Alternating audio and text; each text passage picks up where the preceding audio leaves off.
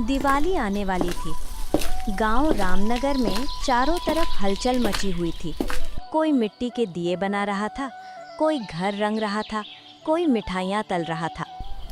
बच्चों की आंखों में चमक थी, हर किसी के मन में उमंग। पर उसी गांव के एक कोने में एक टूटी झोंपड़ी के पास बैठे रामू किसान के चेहरे पर वैसी कोई रौनक नहीं थी। रामू करीब 40 साल का मेहनती मगर गरीब आदमी था। अरे रामू, दिवाली आने वाली है। इस दिवाली को तो बहुत मजा आने वाला है। क्यों रामू भाई, मैं सही कह रहा हूँ ना? अरे रोशन भैया, कैसा मजा। जिसके पास कुछ खाने का भी नहीं है वो भला त्योहार कैसे मनाए। कैसे भी करके पत्नी और बच्चे का पेट पालता हूँ। भला एक गरीब आदमी कैसे इतना बड़ा त्योहार मना सकता है।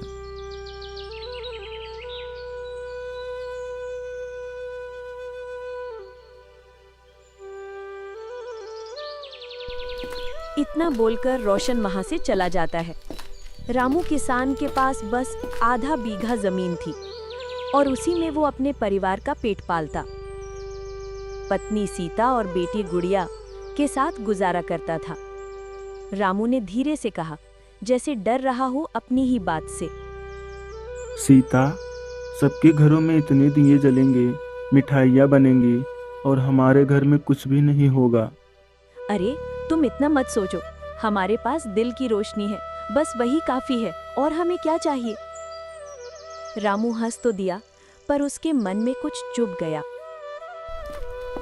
गुड़िया जो बस 10 साल की थी, बाहर से दौड़ती हुई आई। बाबा देखो ना, लक्ष्मी काकी के घर कितनी सजावट है, उनके पास कितने दिए हैं। हम लोग अपना घर कब सजाएंगे? हाँ बेटा, दिए तो बहुत हैं, पर हमारी मुस्कान उनसे कम थोड़ी ना है। जरा तुम ही बताओ। तो बाबा हम भी दिए जलाएंगे ना, और हमारा घर भी रोशनी से भर जाएगा।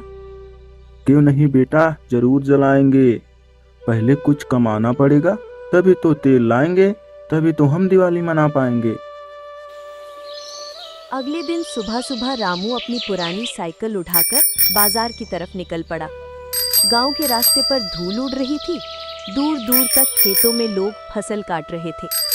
रामू के मन में बस एक ही बात थी, हे ऊपर वाले, अगर आज कुछ अच्छा हो गया तो दिवाली की रात गुड़िया की आंखों में रोशनी होगी और हम लोग भी अच्छे से दिवाली मना पाएंगे। वो अपने खेत की थोड़ी मूंग और कुछ लकड़ियां लेकर गया था। बाजार में लोग मोल भाव में लगे थे, पर रामू की दुकान के पास कोई नहीं रुक रहा था। भैया लकड़ी ले लो, सूखी है।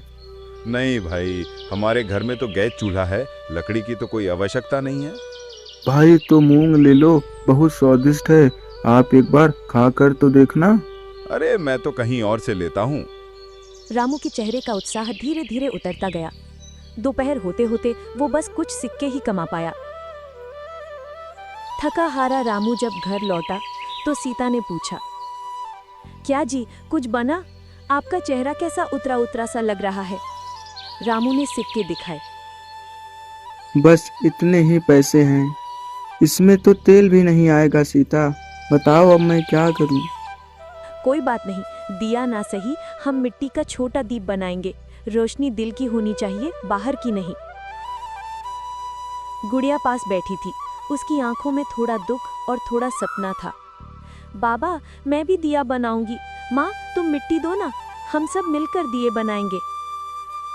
सीता ने मिट्टी निकाली और तीनों मिलकर छोटे छोटे दिए बनाने लगे। देखो ना, हमारे घर की फैक्ट्री चल पड़ी, अब हम भी दिवाली मना पाएंगे। तीनों की हंसी गूंज उठी और उस हंसी में थोड़ी उम्मीद भी थी। दिवाली से एक दिन पहले की शाम थी। गांव में हर घर चमक रहा था, हर गली में रंगोली, मिठाइयों की खुशबू हवा में फैली हुई थी। रामू के घर में अब तक तेल नहीं था, दिए सूखे पड़े थे। सीता ने कहा, काश थोड़ा तेल मिल जाता, हमारे घर भी थोड़ा सा रोशनी हो जाए। तभी दरवाजे पर खटखट हुई। रामू ने दरवाजा खोला। सामने एक बुजुर्ग साधु खड़ा था। फटे कपड़े, हाथ में लकड़ी की लाठी और चेहरे पर अजीब सी चमक। बेटा, रात होने को है, मैं थका हूँ, क्या थोड़ी जगह मिलेगी सोने को? मैं आराम करके चला जाऊंगा। अरे बाबा, ये घर आपका ही है, आइए अंदर, आप आराम कर लीजिए, तब आप जाइएगा। सीता ने झट से चूल्हे पर थोड़ा पानी गर्म किया। गुड़िया ने मुस्कुराकर कहा, बाबा, आप दिवाली हमारे साथ मनाओगे ना? साधु मुस्कुराए। अगर तुम मनाओगे तो मैं जरूर रहूंगा। बाबा, हमारे पास ज्यादा कुछ नहीं, बस थोड़ा सुख है, और वो भी आपके साथ बांट लेंगे। बेटा, असली दिवाली तो वही मनाता है जिसके मन में उजाला हो। रात हुई, सबने मिलकर सूखी रोटी और प्याज खाई। फिर गुड़िया ने अपने बनाए मिट्टी के दिए रखे और कहा, अब इन्हें जलाना है बाबा, पर तेल नहीं है। काश थोड़ा सा तेल होता तो हम भी दिए जला सकते। साधु मुस्कुराए। तेल नहीं है तो क्या हुआ, जरा ये कटोरा देना। मैं कुछ करता हूँ। उन्होंने कटोरे में थोड़ा पानी भरा और उसमें से अपनी लाठी डुबोकर कुछ मंत्र बुदबुदाए। क्षण भर में वो पानी तेल में बदल गया। अरे, ये तो जादू है, आप तो जादुई बाबा हो। जादू नहीं बेटा, ये तुम्हारी सच्ची श्रद्धा का फल है। तुम लोग बहुत ईमानदार और मेहनती हो। रामू ने कांपते हाथों से दिए जलाए और जैसे ही पहला दिया जला, उसकी झोंपड़ी में उजाला फैल गया। सीता ने आंसू पोंछे और बोली, अब हमारा घर भी रोशन हो गया, देखो हमारे घर भी दीपक जल रहे हैं। साधु मुस्कुराए। दिए की रोशनी बाहर फैलती है, पर असली उजाला तो भीतर जलाना होता है। अगली सुबह जब रामू बाहर निकला तो उसने देखा पूरी झोपड़ी चमक रही थी। हर दिया अब भी जल रहा था, जबकि तेल खत्म हो चुका था। गांव वाले देखने आए। अरे रामू, तेरे घर में तो चमत्कार हो गया। ये सब कैसे हुआ रामू? किसी ने कहा, ये तो लक्ष्मी माता की कृपा है। आखिरकार रामू की बात भगवान ने सुन ली। अरे भैया, कृपा तो उस साधु बाबा की थी जिन्होंने हमें सिखाया सच्चा उजाला मेहनत और सच्चाई में है। साधु सुबह सुबह बिना किसी को जगाए चले गए थे। बस दरवाजे के पास एक पोटली रख गए थे। अरे, देख रहे हो, बाबा जी अपना कुछ सामान भूल गए हैं। सीता ने खोला तो उसमें कुछ सोने के सिक्के थे और एक पर्ची।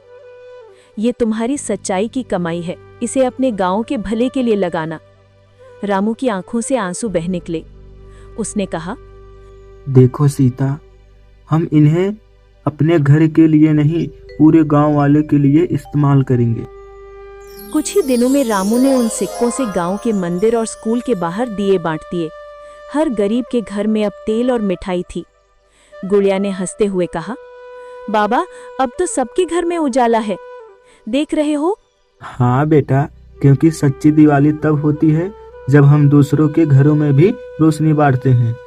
गांव वाले अब उसे रामू दीप वाला कहने लगे, क्योंकि उसने हर गरीब के घर में दिया जलाया था। दिवाली की रात फिर आई। रामू के घर में इस बार खूब मिठाइयाँ थी, पर उससे भी ज्यादा हंसी और प्यार था। गुड़िया ने आसमान की तरफ देखकर कहा, बाबा, लगता है वो साधु बाबा ऊपर से हमें देख रहे हैं। हाँ गुड़िया बेटा, और वो खुश हैं क्योंकि हमें उनका संदेश समझ लिया। दिवाली की असली रौनक दूसरों के चेहरों पर मुस्कान लाना है।